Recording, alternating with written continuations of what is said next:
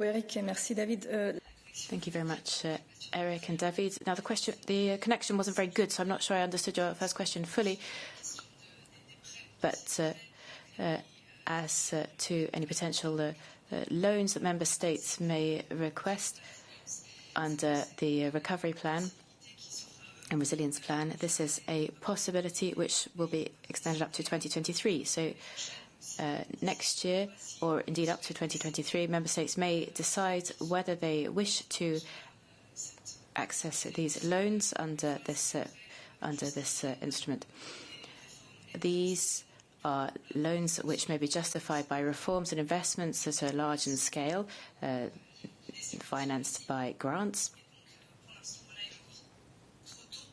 And so it's currently too early to know how many member states will be interested by these loans. The second question.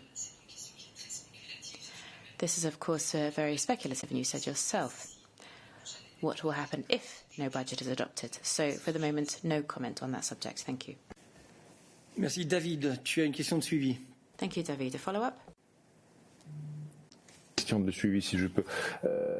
Premièrement, Yes, if you'll allow me. I talked about grants because the Spanish Foreign Affairs Minister said that the Spanish government wants to spend the Recovery Fund money beginning from the 1st of January,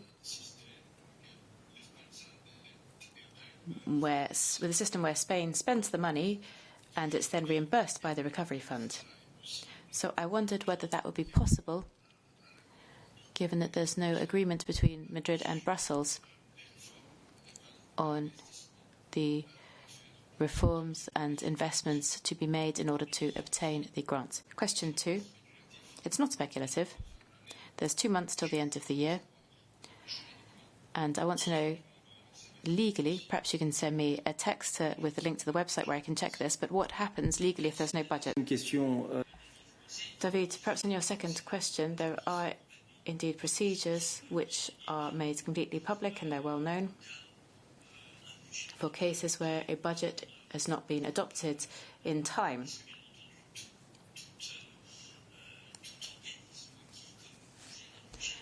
Any body which, like us, has a budget to manage has to provide for cases where budgets aren't approved in time. So, and this is the case for EU institutions, there are procedures. And yes, if you like, we can detail those. They are completely mechanical and they're linked to emergency measures that have to be taken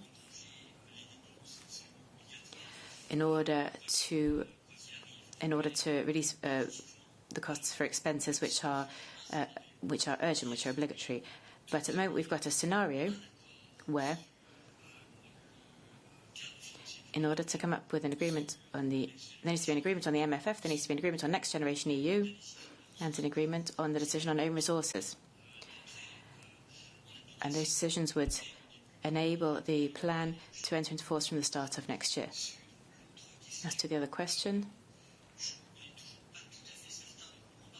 we're not yet sure we understood you because there's nothing stopping Spain as a sovereign country to raise funds on the market while waiting to receive money from the EU. There's nothing stopping them from spending that money while they're waiting for the EU money. And so we don't yet have communication on that. But perhaps, Marty, you have something to add? Yes, that's the case. In order for Spain to be able to benefit from these funds under the Recovery and Resilience Plan, Spain has to present a recovery plan to the Commission, which will then be discussed with the Commission and approved next year, once the legal basis enters into force. On that basis, the Commission can release the funds, which will be a grant or a loan, depending on what's relevant. Okay, let's stay with this topic.